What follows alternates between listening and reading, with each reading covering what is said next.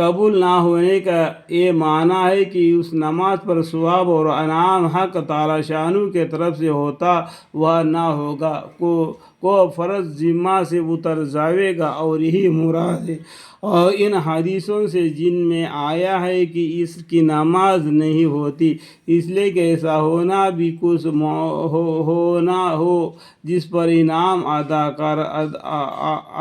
انعام و اکرام نہ ہو، یہ ہمارے امام کے نزدیک ہے، ورنہ صحابہ اکرم رضی اللہ عنہ تابعین کی ایک جماعت کے نزدیک ان حدیث کے بنا پر بلا عذر جماعت کا چھوڑنا حرام ہے اور جماعت سے پڑھنا فرض ہے، حتیٰ کہ بہت سے علماء کے نزدیک نماز ہوتی ہی نہیں۔ حنفی کے نزدیک اگرچہ نماز ہو جاتی ہے مگر جماعت کو چھوڑنے کا مجرم تو ہوگا۔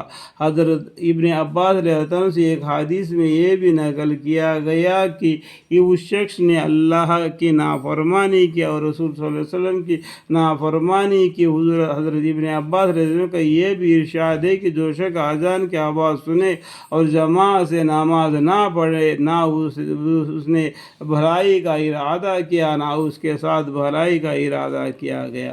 ابو ہریرہ رضی اللہ عنہ فرماتے ہیں کہ جو شخص اذان کی آواز سنے اور جماعت میں حاضر نہ ہو، اس کے کان پگھلے ہوئے جیسے سے بھر دیا جاوے، یہ بہتر ہے۔ اللہم اغفر۔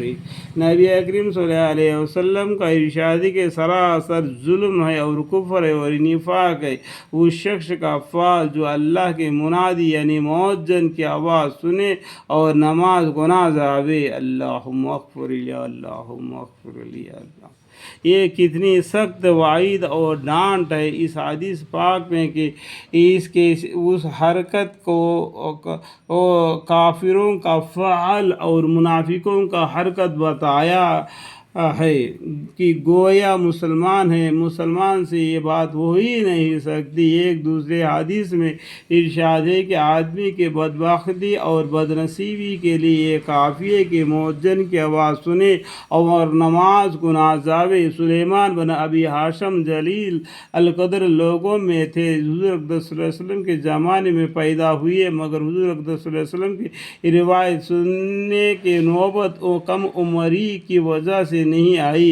حضرت عمر رضی اللہ عنہ نے ان کو بازار کا نگران بنا رکھا تھا۔ ایک دن اتفاق سے صبح کی نماز میں موجود نہ تھے۔ حضرت عمر رضی اللہ عنہ اس طرف تشریف لے گئے تو ان کی والدہ سے پوچھا کہ سلیمان آج صبح کی نماز میں نہیں تھے؟